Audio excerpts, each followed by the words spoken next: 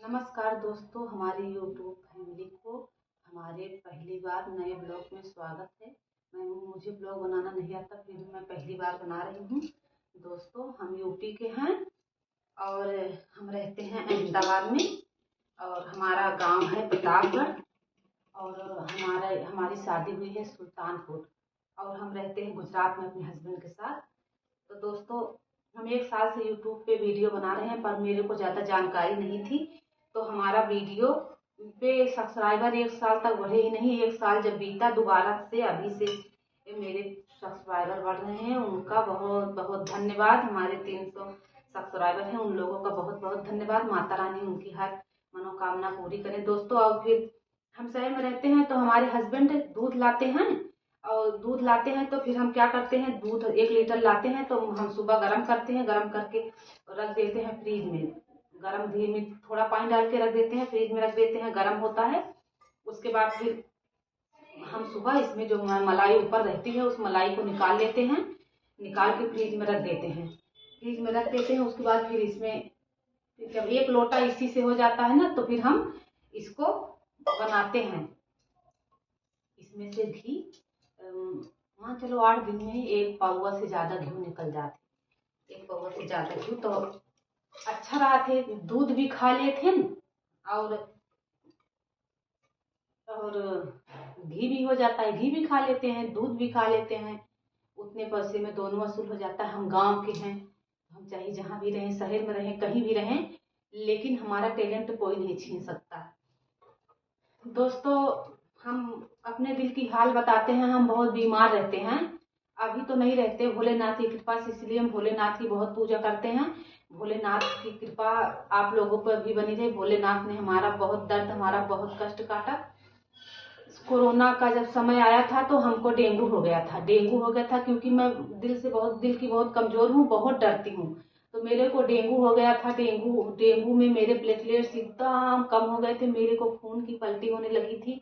मेरे प्लेटलेट्स एकदम कम हो गए थे। बचने की कोई उम्मीद नहीं थी। डॉक्टर ने बोल दिया था कि अब ये बचेंगी नहीं, इनको बस 1 सुई लगा देता हूँ, अगर इसमें बचना होगा तो बच जाएंगी, नहीं तो नहीं बचेंगी।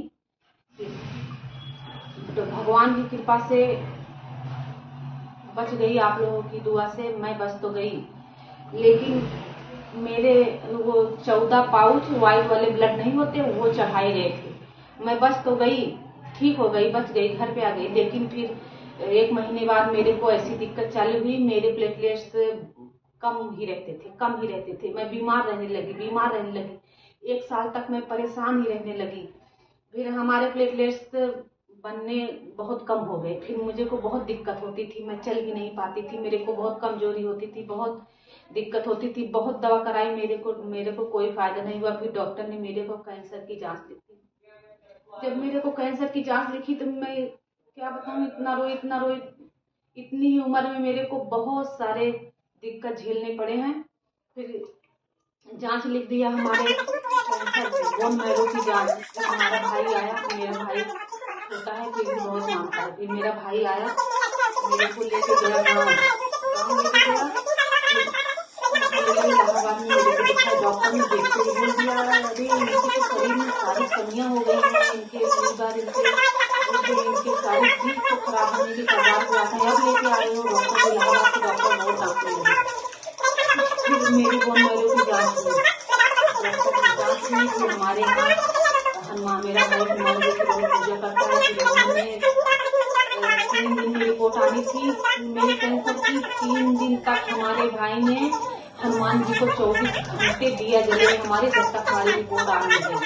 फिर हमारी रिपोर्ट आई हमारी रिपोर्ट में डॉक्टर ने बोला कि इनको उनके बोन मैरो में दिक्कत है और बड़े सेल्स हैं वो बन रहे हैं, लेकिन छोटे सेल्स नहीं बन रहे हैं।